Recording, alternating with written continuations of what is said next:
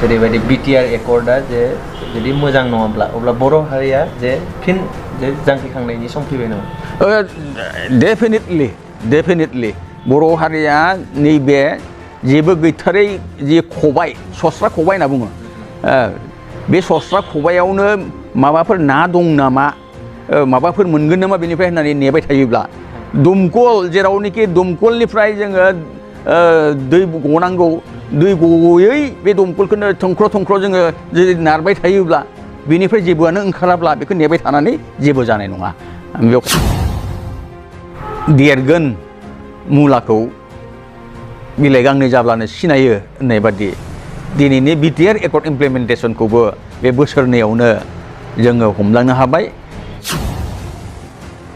हेंथायै एबा एबसुखौ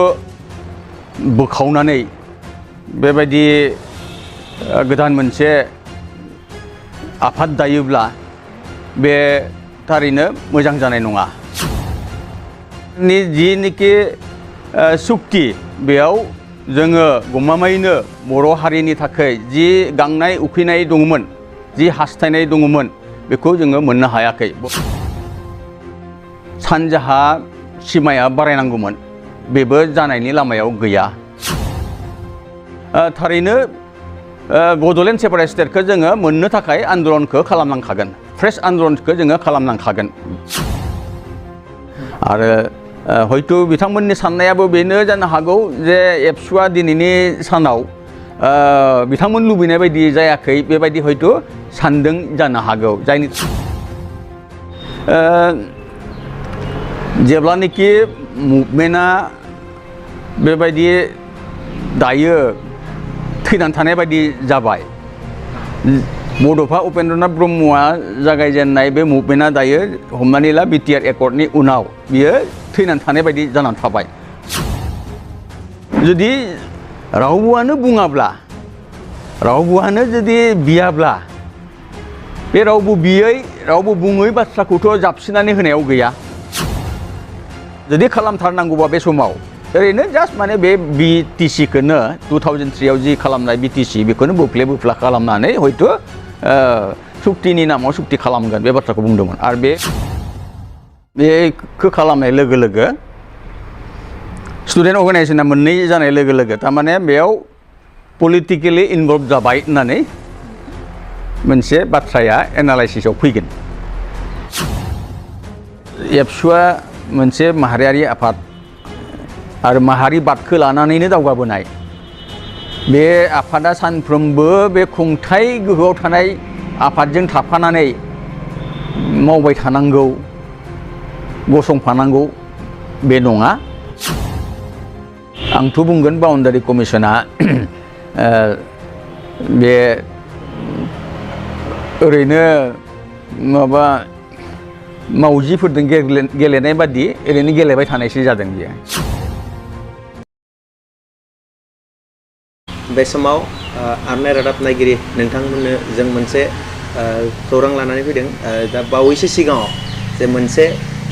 जि इसु जागासिनो जे गोदानै जे आफाद दानायनि बे बिथिंनि सायाव सावरायनो थाखाय जों दुलाराय बर' फरायसा आफादनि मोनसे समनि आफादगिरि आरो बिथाङा बर' हारिनि थाखाय जे गोबाव सम नांबोदों बिथांजों जों गोबां बाथ्रा सावरायगोन बे समाव दङ उदालगुरि जिल्लानि सिङाव थानाय जे उदालगुरि टाउननि सेराव जे बिथां प्रदीप दैमारि सार बिथांखौ गिबियावनो आरनाय रादाबनिफ्राय बरायग्रोबाय गोजोन्थों नैबे समाव जों नोंथांनिफ्राय गिबि मिन्थिना लागोन जे आथिखालाव जे मोनसे सोलिगासिनो जे बावैसो सिगाङाव दुलाराय बर' फरायसा आफादनि जे आफादगिरि दिपेन बर' बिथाङा बुंदों जे गोदानै जे बर'फोरनि गेजेराव जे फरायसा आफाद जोनोम जानायनि जे सम्भावना दङ होनना जानायनि लामायाव फैबाय थादों बे बिथिङाव सारा मा बुङो गिबियावनो आरनाय रादाबखौ साबायखर बावबाय थारैनो बे बाथ्राखौ आङो बे इउटिउब आरो बे पर्टेलाव नुनानै आङो दुखु मोनदों जे दिनैनि दिनाव जुदि बेबायदि आरोबाव एबसुनि हेंथायै एबा एबसुखौ बोखावनानै बेबायदि गोदान मोनसे आफाद दायोब्ला बे थारैनो मोजां जानाय नङा बेखौ आङो नुनो मोनदों बे हिसाबै आङो दुखु मोनदों जे एबसुखौ आरो मानो स्प्लिट खालामबावनांगौ एबसुखौ मानो बोखावनांगौ नंगौ दा जोंहा बिटिआर जाबाय बिटिआरआ दिनै बिटिसिखौ प्रमद बर' दैदेननाय इउपिपिएल बिजेपि आरो जिएसपि बिथांमोना सामलायगासिनो दङ बेराफारसेथिं बे बिटिसि सरकारा मा मावदों मा मावाखै आं बेखौ बुंनो थाङाखै नाथाय बिटिआरनि जिनिखि सुक्ति बेयाव जोङो गमामायैनो बर' हारिनि थाखाय जि गांनाय उखैनाय दङमोन जि हास्थायनाय दङमोन बेखौ जोङो मोननो हायाखै बड'लेण्ड सेपारेट स्टेटखौ जोङो मोननो हायाखिसै दा बे हिसाबै लोगोसे नैबे जि बिटिआर एकर्डआव सानजाहा सिमाया बारायनांगौमोन बेबो जानायनि लामायाव गैया आं नुनो मोनबाय जे बिटिआर एकर्डनि दफाफ्रावबो बेबायदि लिरनाय जेबो गैया बे बारायनांगौनि खौरां गैया मात्र बे इनक्लुसन आरो एक्सक्लुसननि बाथ्राल' दङ बेयो खोलाहानि बाथ्राखौसो मैखोमै फोरमायनाय जादों दा बे हिसाबै जोंहा जिहेतु बड'फा उपेन्द्रनाथ ब्रह्मनि दैदेननायाव जि 1987नि 2 मार्चनिफ्राय जोङो आन्दलन खालामदोंमोन बे सोमावसारनायनि गुबै थांखियानो जादों सेपारेट स्टेट बड'लेण्ड सोरजिनाय बे हिसाबै दिनै जोङो बेखौ मोनाखैब्ला बिटिआरनि गेजेरजों थारैनो बड'लेण्ड सेपारेट स्टेटखौ जोङो मोननो थाखाय आन्दलनखौ खालामनांखागोन फ्रेश आन्दलनखौ जोङो खालामनांखागोन नाथाय बेखौ खालामनो थांनायाव सोरबा बे एबसुखौ सोखावनो नागिरोब्ला बे मोजां जानाय नङा बेखौ सोखावनो बेबायदि फारि लानो नाङा नाथाय फ्रेश मुभमेन्टखौ स्टार्ट खालामनो थाखाय माबा मोनसे आलादायै मुभमेन्ट ग्रुप दानानै आफाद दानानै बेखौ सेपारेट स्टेट बड'लेण्डनि थाखाय सोमावसारनाया बेखौ दरकार जाबाय बे प्रपार टाइम जाबाय बा राइट टाइम जाबाय आं बेखौ बुंगोन नाथाय बिदि होननानै एबसुखौनो आलादायै आरो अल बड' स्टुडेन्टस इउनियन माबा मोनसे ग्रुप बा बेबायदिनो माबा मोनसे स्टुडेन्ट अर्गानाइजेसनखौ एबसुखौ दा दिपेन बर' दैदेननाय एबसुखौ सोखावनानै जुदि खालामोब्ला बे जोंनि थाखाय थारैनो गाज्रि बाथ्रा जागोन आं बेखौ हास्थाया नाथाय मुभमेन्ट ग्रुप हिसाबै आलादायै ओंखारनानै फ्रेश मुभमेन्ट स्टार्ट खालामनाया हले बेखौ आंबो समर्थन खालामगोन बे हिसाबै आंबो बेयाव निस्सय बे मुभमेन्टआ जानांगौ होननानै आंबो बुंगोन दिनै जुदि गमामायैनो जुदि एबसुखौ बोखावालासिनो जे आलदायै जे फरायसा आफाद जुदि दायोब्ला जे बर'फोरनि गेजेराव माबा मोनसे दावराव जागोन बेथ' मिसआन्डारस्टेन्डिंआ जागोन मानो होनना बुङोब्ला खोनानो मोनबाय आङो सोरबा बेबायदिनो एबसुनि आलादायै बेबायदि फरायसा आफाद आरो दानानै माबानो नागिरनाय दा बे बेलायाव हयथ' एक्जेक्टलि एबसुखौ मा खालामनो सानदों बा मा बुंनो सानदों बे आलादा बाथ्रा नाथाय बेबायदि दायोब्ला मोजां जानाय नङा बेखौ आङो सानो आरो हयथ' बिथांमोननि साननायाबो बेनो जानो हागौ जे एबसुआ दिनैनि सानाव बिथांमोन लुबैनाय बायदि जायाखै बेबायदि हयथ' सानदों जानो हागौ जायनि थाखाय मोनसे बेबायदि रिएक्सन बायदि बिथांमोना खालामदों जानो हागौ दा बेखायनो जाहाथे एबसुनि तरफनिफ्रायबो बे बेलायाव सिन्था सरसा खालामो आरो बेनिफ्राय जायफोरनोखि स्टुडेन्ट बडि आरोबाव दानो नागिरदों बिथांमोनाबो जाहाथे सिन्था सरसा खालामो स्टुडेन्ट बडि दायालासिनो मोनसे मोजां रोखोमनि मुभमेन्ट ग्रुप दानानै स्टार्ट खालामनांगौ आं बेखौसो एडभाइस होगोन बिथां दिपेन बर'आ बुंबावदों जे आथिखालाव जे भारत सरकाराव जे सेपारेट स्टेट दानायनि क्राइटेरिया गैथ'वा होननानै बुंदों दाखालिबावै बिथाङा प्रेस मिटनि गेजेरजोंबो बुंबावदों बे बिथिङाव नोंथाङा मा बुङो बेखौ आङो सोरबा दिपेन बर' बुंदों होननानै आङो बेखौ बुंनाय नङा बा सोरनिबा आलम लानानै बुंनाय नङा आङो खिन्थु आंनि जि एक्सपिरियेन्स आरो आं जि नुहुरनाय बे लाइनजों आं बुंगोन जे जेब्लानोखि मुभमेन्टआ बेबायदि दायो थैनानै थानाय बायदि जाबाय बड'फा उपेन्द्रनाथ ब्रह्मआ जागायजेननाय बे मुभमेन्टआ दायो हमनानै ला बिटिआर एकर्डनि उनाव बियो थैनानै थानाय बायदि जानानै थाबाय बे समाव गभर्नमेन्ट अफ इन्डियायानो होन बा सोरबा इन्टारनेसनेल बडियानो होन बेनि सायाव रावबो दे नोंसोरो आन्दलन खालामफिन होननानै नोंसोरनो सेपारेट स्टेट होगोन नोंसोर आन्दलन खालामोब्ला होननानै बुंनाय रावबो ओंखारनाय नङा दा खालामनांगौआ जोंनिसो दायित्व जागोन आरो जुदि रावबोआनो बुङाब्ला रावबोआनो जुदि बियाब्ला बे रावबो बियै रावबो बुङै बाथ्राखौथ' जाबसिनानै होनायाव गैया होनाय नङा माबा मोनसे जिनिस जोङो नागिरोब्लाबो हमनानै ला न'खरनि बाथ्रायानो होन बा गामिनि बाथ्रायानो होन जों बेयाव जुदि रावबोआनो बियाखैब्ला बेयाव नै जोङो नैबेखौ होनोसै नोंसोरनो होननानै होफैनाय रावबो गैया बे हिसाबै बेयाव बे दिनैनि सानाव हयथ' गभर्नमेन्ट अफ इन्डियाया बेबायदि पलिसि लानायनिबो गोनांथि गैया आरो बेखायनो सोरनियावबा सोङोब्ला बेखौ बुंखागोन आरो बे बेलायाव आं बेखौनो बुंगोन थांनाय बारावबो आङो मोनसे पर्टेलनि इन्टारभिउआव आं बेखौ बुंखादों जे इभेन बिटिआर सुक्तिनि समाव बे समाव आंबोथ' मुभमेन्टआव दंमोन जोबनायसिम दङ मुभमेन्टआव नाथाय आङो एकर्डनि समाव थाङाखै बिनि सिगांनो आङो होजों दिल्लीयाव गभर्नमेन्ट अफ इन्डियानि हम मिनिस्ट्रियाव आङो थांदोंमोन आरो बेनिफ्राय बेयाव आङो गुबुन मिनिस्टारफोरखौ लोगो हमनायनि उनाव आङो बे बिउर'क्रेटिक लेभेलावबो आङो टाच खालामबोदों बेयाव बायदि बायसों बेबायदिनो गम लानायाव मिथिनो मोन्दोंमोन जे बे समहालागै थारमाने 2020नि बे स्टार्टिंहालागै बेबायदि गभर्नमेन्ट अफ इन्डियाहा बर'फोरनि इस्युनि सायाव बेबायदि माबा मोनसे मोजां रोखोमै एकर्ड खालामना होगोननि बेबायदि पलिसि गैया होननानै बिथांमोना बे समाव बुंदों जानुवारिनि फार्स्ट उइकआव बेनिफ्राय जुदि खालामथारनांगौबा बे समाव ओरैनो जास्ट माने बे बिटिसिखौनो 2003आव जि खालामनाय बिटिसि बेखौनो बोफ्ले खालामनानै हयथ' सुक्तिनि नामाव सुक्ति खालामगोन बे बाथ्राखौ बुंदोंमोन आरो बे बाथ्राखौ आङो बै समाव जों लोगोसे आन्दलन खालामनाय बे बड'लेण्डनि थाखाय दैदेनगिरिफोरनि सोरनिबा सिगाङाव आङो बुंदोंमोन जे दायो जुदि जोङो एकर्ड खालामनांगौब्ला बे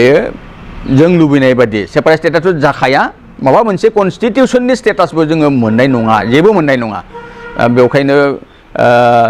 आं मिथिनानै मोननाय बादिब्ला नैबे 2003आव जि बिटिसि एकर्ड खालामनाय बे बिटिसिनि जिफोरनोखि पावार्स एन्ड फांसनफोर दङ बेखौनो बोफ्ले खालामनानै बेखौनो होगोन बेबायदि खिन्थु जों लुबैनाय बायदि जेबो मोननाय नङा बे बाथ्राखौ बुंनाय जादोंमोन अब्लाबो बे सुक्तिखौ खालामहैनाय जाहैबाय आरो बेनिफ्राय दा नुनो मोनबाय जे बे सुक्तिया माबोरैबा बे थांनाय 2003आव खालामनाय बिटिसि एकर्डनिख्रुइ गाहायसिनावसो दोनजाबाय मानो होनना बुङोब्ला जेबो कनस्टिटिउसननि दफायाव सोजायाखिसै बा बिनि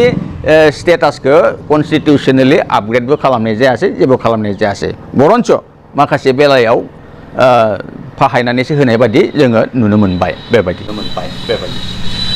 जुदि गमामायैनो जि गोदानै जि आफाद दायोब्ला आफादखौ जि बिथांमोना दानायनि बाथ्रा बुंबाय नङा होमबा दा बे आफादखौ जुदि दायोब्ला सोरनिबा जे राजखान्थिनि थाखाय बे आफादखौ दानाय जागोन बे बेलायाव बुंनो गोनां दं माबाफोर बेबायदि आफादफोर दायोब्ला सेपारेट स्टेट बड'लेण्ड दाबिनायनि थाखाय बेयो रावनिबो पलिटिकेल हान्जानि बेबायदि मोनसे अस्त्र बायदि दाजाथों बेयो मोनसे इन्डिपेन्डेन्टलि हयथ' बेयाव सोरबा बिपिएफनिफ्रायबो थांनो हानाय इउपिपिएलनिफ्रायबो थांनो हानाय सोरबा बिजेपि कंग्रेस बा सोरबा गुबुन पार्टिनिफ्रायबो थांनानै बेयाव लोगो लाहैनानै सेपारेट स्टेट बड'लेण्ड सोरजिनायनि आन्दलनाव बारसोमहैनो हानाय बेबायदि जाथों आं बेखौ हास्थायो बिथांमोना बुंबावदों जे दिपेन बर'आ जे जाय दिनैनि दिनाव जे जाय आफादखौ दानो नागिरदों बा सोरनिबा जे राजखान्थिनि लाबालाबनि थाखाय दानो नागिरदों होननानै बिथाङा फोरमायबावदों बे बेलायाव जे नोंथाङा मा बुङो आं बेखौ दासिमबो बिथंहै मिथियाखै आं सानो बेयाव बेबायदि हयथ' सोरबा साफा सानैया बे साननो हागौ बा एबसुखौ सोखावनो नागिरनाय बायदिसिना बाथ्राफोरा जिहेतु एसे पलिटिकेलाइज खालामनाय बायदि जाहैगोन बेखौथ' दा खालामथों होननानै आङो दहायबो बुंखाबाय आरो दाबो बुंबावगोन जे एबसुखौ बोखावनायनि बा बेबायदि एबसुनि समानहै बेबायदि स्टुडेन्ट अर्गानाइजेसन दानाया जोंनि थाखाय मोजां नङा मानो होनना बुङोबा एबसुआ बर' माहारियारि मोनसे संगठन आरो बर' हारिखौ बियो बुहुमाव गेरेमसा हारि हिसाबै दानो नागिरनायनि आरो बेनिफ्राय बे गेरेमसा महराव बर'खौ बुहुमाव दानायनि थाखायनो सेपारेट स्टेट बड'लेण्ड मोनसे नांथारगौ होननानै जि खालामबोदों बेखौ खालामबोनाय बेबायदि संगठनखौ आरोबाव थेर बेथेर खालामनो नागिरोब्ला बेयो मोजां जानाय नङा राजखान्थियाव थानाय मानसियानो होन बा राजखान्थिनि नङैयानो होन बेखौ दा खालामथों आं बेखौ सानो नुनो मोनो माखासे जे हारिफोराव जे स्टुडेन्ट अर्गानाइजेसनफोरा जे मोननै जायो बे मोननैनि थाखायनो दिनै बिथांमोननि जे माबाफोरा जे जिनिखि जौगानाय एसे खमायनायखौ नुनो मोनो जे जोंनि बर'फोरनि बेलायाव जे मोनसेल' दिनै स्टुडेन्ट अर्गानाइजेसन दङ बे स्टुडेन्ट अर्गानाइजेसन मोनसेल' थानायखायनो दिनै बर' जायखौ बुङो दुलाराय बर' फरायसा होनना बुङोबा बर'नि बिथा बायदि सानना लायो नङा होमबा बे बेलायावनो दिनै गुबुनफोरा जे दलफोरा जे आफादफोरा गुबुननि जे जेरैबायदि गोबां दङ आसामावबो जे गोबां बर'नि अनगायै गोबां हारिफोरनियानो मोननै जे स्टुडेन्ट अर्गानाइजेसन दङ बर'नि गेजेराव जुदि जुदि बाइचान्स जुदि स्टुडेन्ट मोननै जायोब्ला जे बिथांमोन बायदि जागोन नामा बेखौ खालामनाय लोगो लोगो स्टुडेन्ट अर्गानाइजेसना मोननै जानाय लोगो लोगो थारमाने बेयाव पलिटिकेलि इनभल्भ जाबाय होननानै मोनसे बाथ्राया एनालाइसिसआव फैगोन मानो होनना बुङोबा दिपेन बर' दैदेननाय आथिखालनि एबसुआ सोरबा हयथ' दा नुबाय थानाय बादियै प्रमद बर' बिथां दैदेननाय UPPL जों दङ होननानै हयथ' सोरबाया आरो गुबुनै हयथ' दानो नागिरनाय बेबायदि जाहैनो हागौ जायोब्ला दा बे हिसाबै जायोब्ला होमबानिया खावनै थुब्ला गावनाय जागोन मोनसेया UPPL नि सापर्टार एबसु आरो बेनिफ्राय गुबुन मोनसेया आथिखालाव बर'नि दोलोआ जिहेतु मोननै दं UPPL आरो BPF मोनसेया जाहैगोन BPF नि UPPL मोनसे थायोब्ला UPPL जों थायोब्ला मोनसेया गुबुन मोनसेया BPF जों थानाय बेबायदि मोनसे थुब्ला गावनाय जाहैगोन आरो बेबायदि जायोब्ला जोंनि बर' हारिनि जि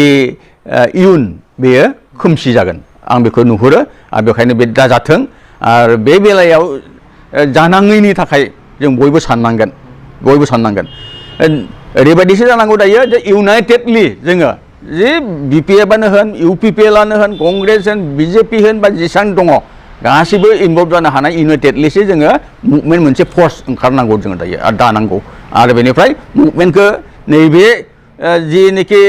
BTR एकर्ड बोसोरनै जानो थांगासिनो दङ आरो माखासे साननि उनावनो जासिगोन बोसोरनै दायो जेबो जायाखिसै बे ओरैनो मोननैसो NDFB सारेन्डारिनो पेकेज होब्लानो बा माबा रिहेबिलिटेसन होब्लानो बे एकर्डनि मावफुंजोबनाय जाया दा बे हिसाबै जिनोखि गुबै थांखि बे थांखिखौ मोनहैनो हायाखै हिसाबै बे मुभमेन्टखौ स्टार्ट खालामनांगौआ जुरुरि जाबाय आं बेखौ बुंगोन दुलाराय बर' फरायसानि आफादगिरि बिथाङा दाख्लै प्रेसमिटनि गेजेरजों बुंबावदों जे BTR एकर्डआ जानाया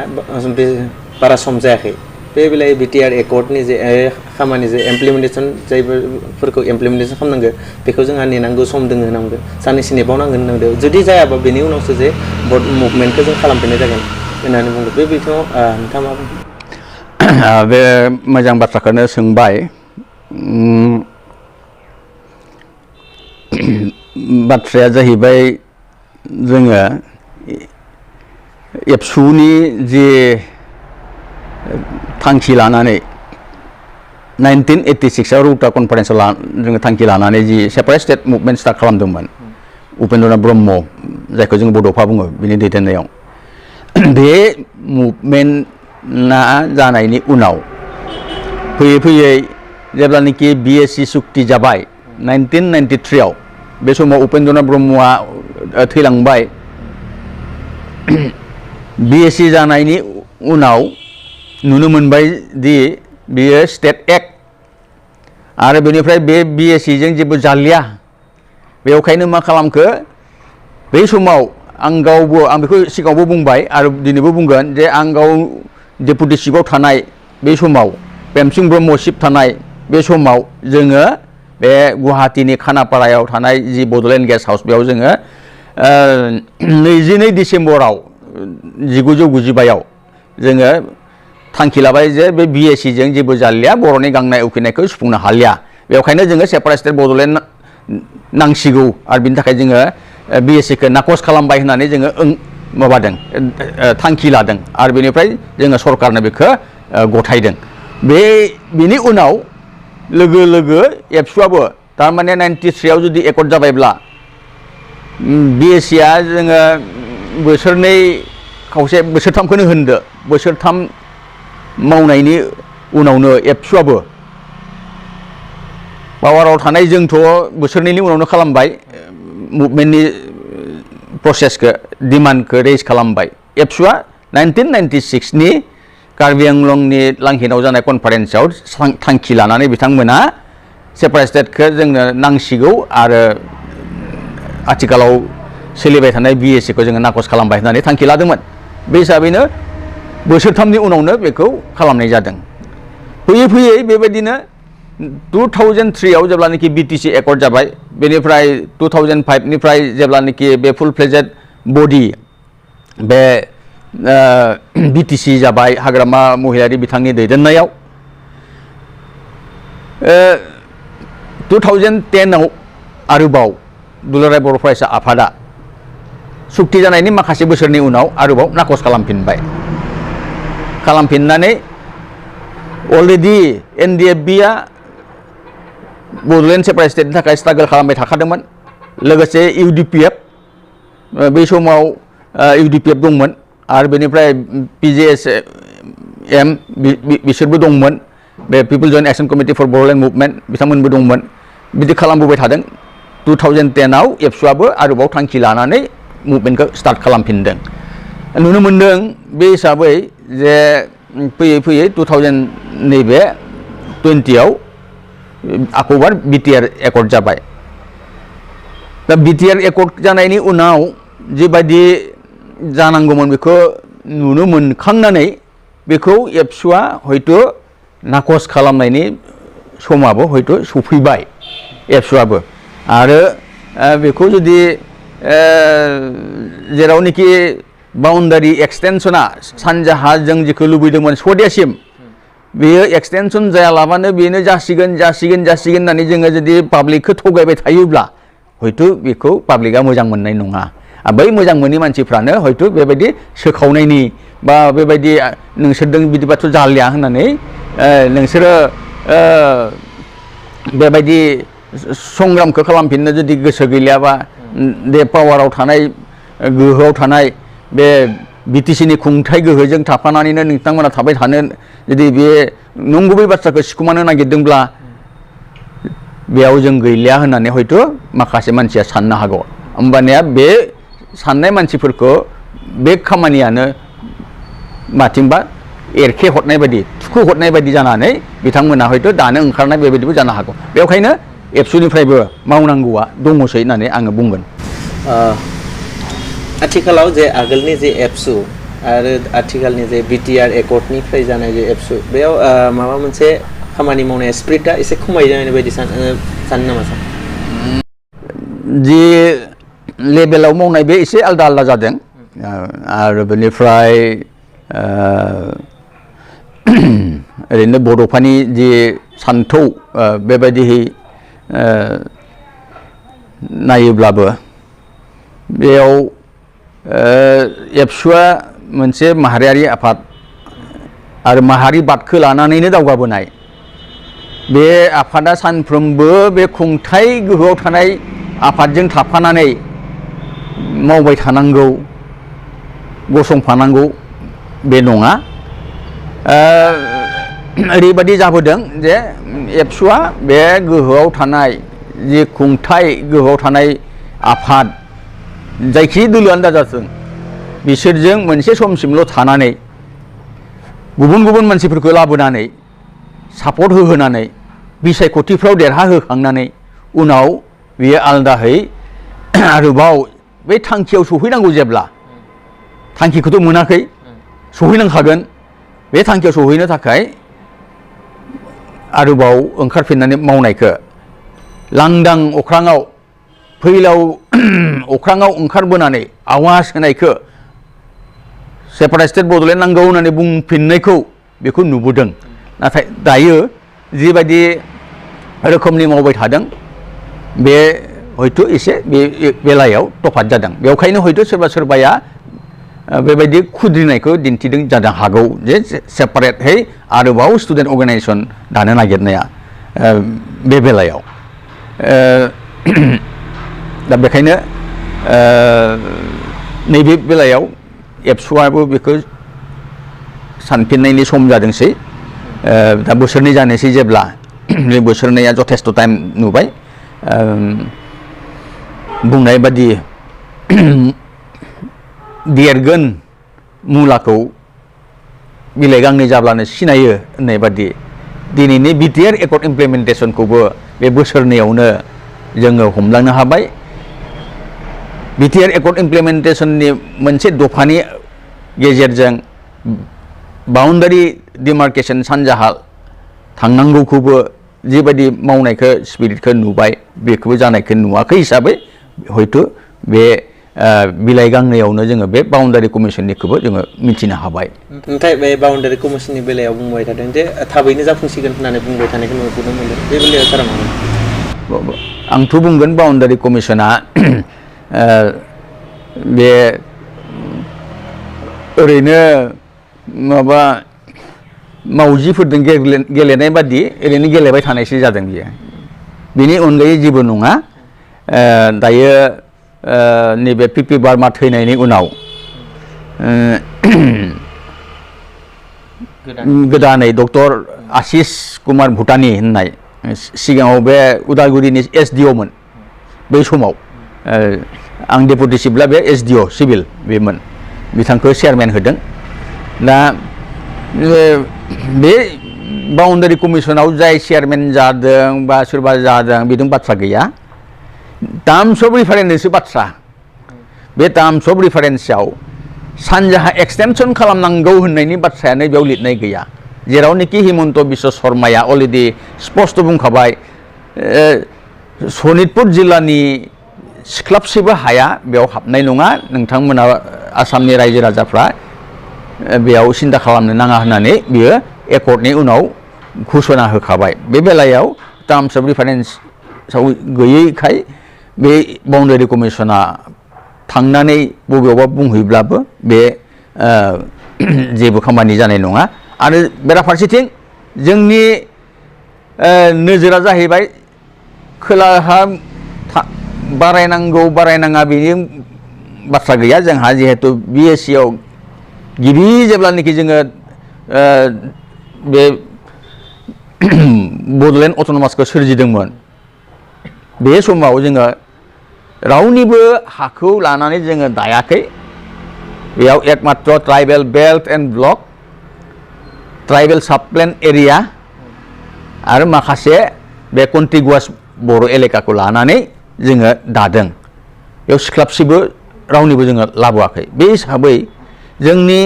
थांखिया बेसोमोन जे सानजाहासो जोंहा बारायनांगौ सदियासिम संकसनिफ्राय सदियासिम जोङो दाबिखादों जेब्ला संकसनिफ्राय सदियासिम थांनांगौ बियो बेबायदि दा बेखौ जोङो जायाब्ला होमबाथ' जोंखौ बेयाव सन्तुष्ट जानानै थानायनि बाथ्रायानो सफैनो हानाय नङा आंबो जानाय नङा बेयाव सन्तुष्ट जोंहा सानजाहा बारायनांखागोन सनितपुर बिश्वनाथ लखिमपुर धेमाजि जेसेबां जोङो सानजाहा जोंनि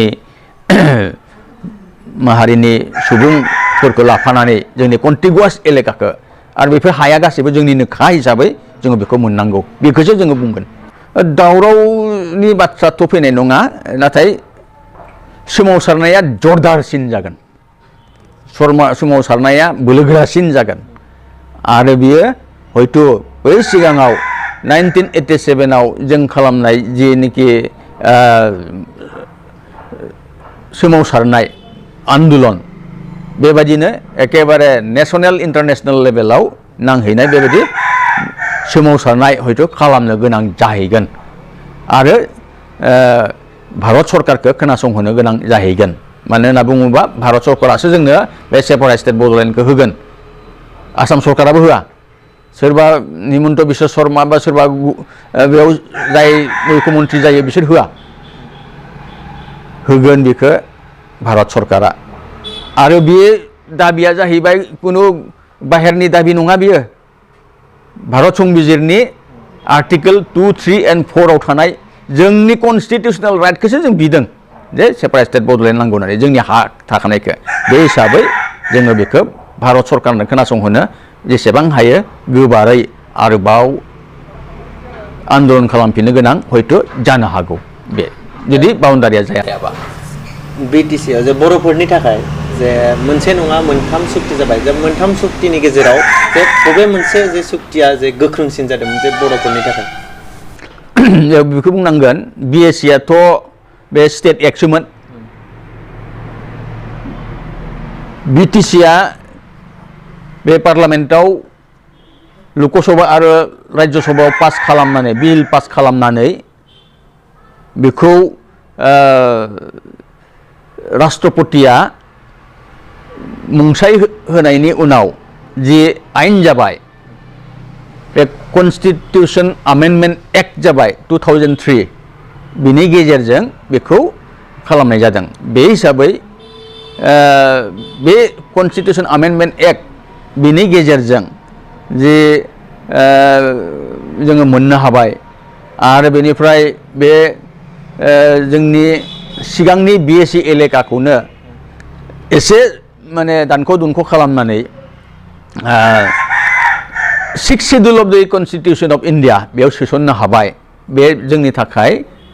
मोजांसिन जादों मानो होननानै बुङोबा बे कन्स्टिटिउसनाव हाबफैबाय आरो बे एकर्डनि गेजेरजोंनो आरोबाव माने बर' रावखौबो 8th Schedule of the Constitution बेयाव सोनो हाबाय 92nd Amendment एक्टजों जे 2003 आव पास खालामबाय डिसेम्बर दाननि 27 अक्ट'आव बेनिफ्राय 2004 मायथाइनि 7 जानुवारियाव राष्ट्रपतिया मुंसाइ होबाय आरो बे हिसाबै जोङो 8th Schedule of the Constitutionआव जोङो बर' रावखौ सोसननो हानाय जादों बे BTC एकर्ड 2003 नि गेजेरजों आरो बेखायनो जोङो दिनै कन्स्टिटिउसनाव जोङो गुबुन गुबुन रावजों लोगोसे असमिया बेंगलि हिन्दी गुजराती मालायालाम तामिल तेलुगु बेफोरजों समानै जोङो दिनै बर' रावखौ बे 8th Schedule of the Constitutionनि सिरियेलि आल्फाबेटिकेल लांनायाव जोंहा बि जानायखाय बड'आ नाम्बार 3 सिरियेलावनो जोङो मोननो हायो कन्स्टिटिउसनाव बेबायदि एसे गोजौ थाखोनि खालामदोंमोन नाथाय नैबे जि BTR एकर्ड स'कल BTR एकर्ड आरो बेराफारसेथिं पिस एकर्ड होननानैबो बुङो दा बेयाव जोङो बेखौ नुनो मोनाखिसै बरन्स बेखौ जों बुंनांगोन जे बेयो नामखौल' सोलायदों BTAD मोन बेखौ आसामनि गभर्नरा बे 6th Schedule of the Constitutionनि जेनोखि पारा 1 नि सेक्सन 3 साबसेक्सन FF बिनि गेजेरजों नमेनक्लेचारखौल' सोलायना होदों आरो बेखौ गेजेट नटिफिकेशनाव होदों मा गेजेट नटिफिकेशन बियो स्टेट गभर्नमेन्टनि गेजेट नटिफिकेशन गभर्नरा सहि होनाय माने स्टेट गभर्नमेन्टनि नटिफिकेशन गेजेट नटिफिकेशन स्टेट गभर्नमेन्टनि गेजेट नटिफिकेशनाव ओंखारनाय माने बे स्टेट एक्ट थारमाने जोंहा दिनै BTRनियाबो स्टेट एक्टआवनो जानानै दं बेयाव पार्लामेन्टआव जेबो आमेन्डमेन्ट जायाखै बा बेबायदि जेबो जायाखै मात्र बे नामखौल' सोलायदों बेबो बे 6th Schedule पारा 1 सेक्सन 3 साबसेक्सन FF बाव जोङो होजानाय बायदि पावारजों गभर्नरा नामखौ सोलायना होनायखौ BTR हिसाबै होनायखौ नुनो मोनदों दा बे हिसाबै बे स्टेट एक्टआवसो दङ गाहायाव अब्ला जे दिनै जेरैबायदि BTR एकर्डआ जे जुदि मोजां नङाब्ला अब्ला बर' हारिया जे फिन जे जांख्रिखांनायनि सम फैबाय नामा डेफिनेटलि बर' हारिया नैबे जेबो गैथारै जि खबाइ सस्रा खबाइ होनना बुङो बे सस्रा खबाइयावनो माबाफोर ना दं नामा माबाफोर मोनगोन नामा बेनिफ्राय होननानै नेबाय थायोब्ला दमकल जेरावनोखि दमकलनिफ्राय जोङो दै गनांगौ दै गयै बे दमकलखौनो थंख्र' जोङो जुदि नारबाय थायोब्ला बेनिफ्राय जेबोआनो ओंखाराब्ला बेखौ नेबाय थानानै जेबो जानाय नङा बेखायनो जोङो दिनै बे BTR जि एकर्ड बेखौ नाकच खालामनानै आरो फ्रेश मुभमेन्ट बेखौ स्टार्ट खालामनांगौ बे इउनाइटेडलि जानांगौ बियो नैबे जोबथारनायाव जे रायजो राजाफोरखौ जे मा खावलायनो लुगैयो जे गोदान आफाद दानो नागिरनाय आरो जे BTR एकर्डआ जि मोजां नङा होननानै बुंबाय नोंथाङा बे बेलायाव जे बर' हारिखौ जे गेरेमसा माहारि दानो थाखाय मा खालामनांगौ बेनि बेलायाव नोंथाङा मा बुंनो जोबथारनायाव बर' हारिखौ गेरेमसा महरै सोरजिनो थाखाय बा दानो थाखाय बा गायसननो थाखाय बुहुमाव जोङो दिनै साफ्रोम बर' माहारिया हारि अनफावरि जानोथ' सोलोंबाय रोंबाय दा बेखौ खामानियाव बाहायनांगौ बर' रावा ओइट सेडुलाव हाबबाय बेखौ जोङो बर' रावखौ अननो रोंनाय बिदि जाबाय बेखौ बाहायनांगौ दिनै गावबा गाव न'आव गासैबो बर' रायलायग्रा आरो बेनिफ्राय गुबुनावबो गावजों गावबो बर'खौनो रायज्लायनानै जोङो बेखौ जाखांहोनांगोन बेनिफ्राय बे बर' रावा थांनानै थानांगौब्ला बेहाबो मोनसे हा दखरसेबाबो नांगोन हा दखरसेयाव रोदा सुनानैसो दंफां फांसेयाबो गेरेमसा जायो बर' हारियाबो बेबायदिनो दखरसे हा थानानैसो जोङो गेरेमसा जानो हागोन आरो बे दखरसे हा मोननो थाखायनो एबा न' मोननो थाखायनो बे न'खौ मोननो थाखायनो जोङो बे न'आव थानानै मावनो हानाय बादि जोंनि रावखौ बुहुमाव गेवलांहोनो थाखाय जोंनि हारिखौ गेरेमसा महरै गायसननो थाखाय बा जों जेसेबांनोखि हारिमु बा जेसेबांनोखि जोंनि मावनांगौ दङ जौगानायनि बेनि थाखाय मावनो थाखाय जोंनो दखरसे हा नांगौ हिसाबै न' गंसे नांगौ हिसाबै जोङो दिनै बे बड'लेण्ड सोरजिनो जोङो गासैबो गुबुन जौगासार हारिफ्रा जेरै खालामदोंमोन बेबायदिनो जोंबो दिनै खालामनांगोन साफ्रोमबो बर' माहारिया बे इउनाइटेड स्ट्रागल मोनसे दानानै जोङो आवगायनांगौ आरो बेनिफ्राय साफ्रोमबो बर'आनो बेखौ डाइरेक्टलि अर इनडाइरेक्टलि बेयाव सापर्ट होनांगौ बेयाव खुनु पार्टिनि फाराग थानो नाङा बेबायदि खालामोब्ला निस्सय जोङो बड'फा उपेन्द्रनाथ ब्रह्मनि जि सान्थौ बेबायदियै जोङो बड'लेण्डखौ मोनहैनो हागोन आरो जों हास्थायनाय जिनिखि 1986आव जि डिसिसन लादोंमोन रौता कनफारेन्सआ एबसुनि कनफारेन्सआव बेबायदिहै आरो बेनिफ्राय लोगोसे जायफोरनिखि दिनै सोरबा रन्जन दैमारिया सोरबा बिदिनो NDFBनि लिडार केडारफ्रा जेलाव हाबनानै दं बिथांमोनाबो बेबायदि सेपारेट स्टेट बड'लेण्डनि गेजेरजों निस्सय बिनि